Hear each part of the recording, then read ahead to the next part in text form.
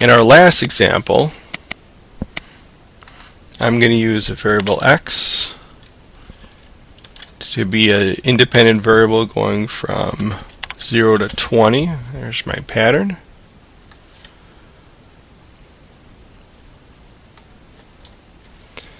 I'm going to have a constant w of being 0.125, and this time I'm gonna ahead of time I'm gonna format this to be,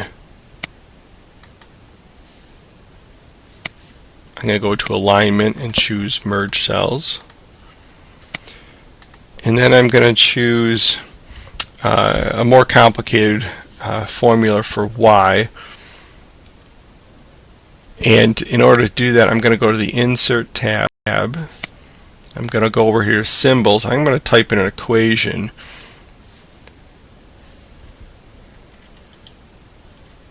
Y is equal to, I'm going to use a fraction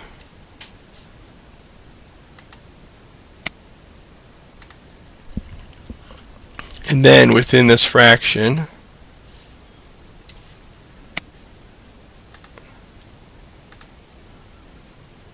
I'm in my design tab. I'm going to actually choose another fraction, and I'm going to insert some parentheses. I'm going to choose an equation x minus 3 divided by w, my independent constant, all over parentheses. I'm going to choose two sets of parentheses.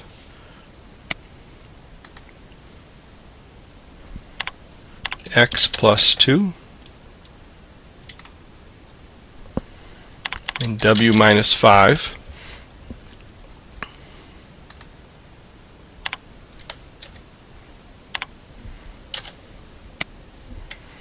And I will drag this formula out so maybe it all fits on one line. And I'm gonna move this formula up here. Now, as you can see, this is going to take a little bit more than one row, and certainly more than one column. So I'm going to spread that column out. And I've got to make my first row a little thicker. So I'm going to put my cursor in between the first and second row until it turns into two vertical arrows going in opposite direction. I'm just going to drag this down some distance until this equation object fits inside of the cell T1.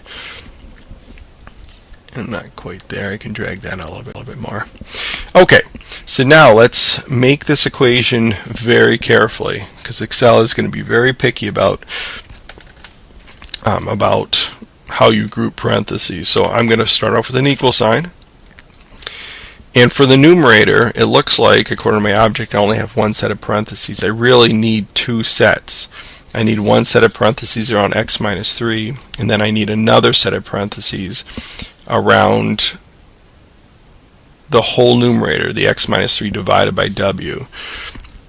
So I'm going to use one set of parentheses for the entire numerator, and then I'm going to go inside of those parentheses and I'm going to put another set of parentheses, and I'm going to put x minus 3 in there.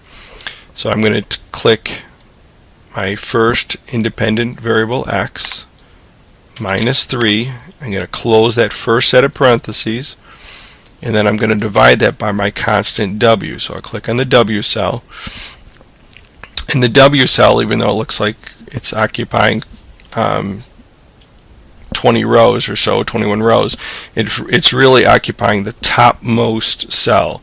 So S2, in order to make sure I only use what the value of S2, which is 0.125, I'm going to put a $sign in there and lock it in. Now I'm going to put a division sign, so now let's work on the denominator. Again, the denominator has two terms in it, so I really need two sets of parentheses I need an outer set of parentheses to group off the two terms on the inside. So I'm going to need another set of parentheses. That's going to be x plus 2 and that first term, and then I'm going to multiply it by the constant. Again, I'm going to lock it in with the dollar sign, minus 5. And you must balance your parentheses. And as I type my last parentheses, you'll see what parentheses go with what. If I move my cursor one to the right, you'll see it highlight the parentheses that go with the denominator. As I move to the left, you'll see what terms are what variables are grouped with the current set of parentheses that I'm highlighting. And if I did the formula correctly, it won't give me an error message. Okay, that looks good. That was a complicated formula. I'm going to drag this formula down. And if I click on one of these formulas, you'll see that it's highlighting S2, which is the entire box here. But now if you get something like this, if you start clicking, you get this dotted arrow and you don't want to do that, all you have to do is hit escape, and no harm will come to your formula. You know, if you keep clicking, matters only get worse. Just hit escape and your formula is right back to where it was. When I click on this independent constant under W, notice that the value up in my address box, my name box, is S2. You might think it should be S2 through S22, but it's not. It's just the topmost value.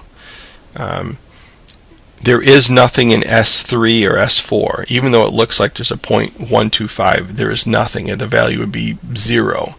So if you merge cells together, Excel is only going to call the topmost cell value of what you've merged is where the value is contained.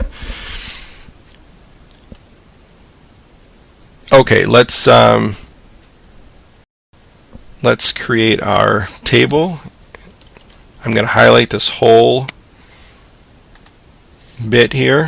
I'm going to go to more borders. I'm going to put a thin border on the inside, a thick border on the outside. I'm going to highlight the header, column headers, put a medium border underneath. I'm going to highlight the independent variables and put them as yellow. And this will be the conclusion of our basic equations in Excel. I will hit Control Home to go to the beginning of the worksheet, and we're done.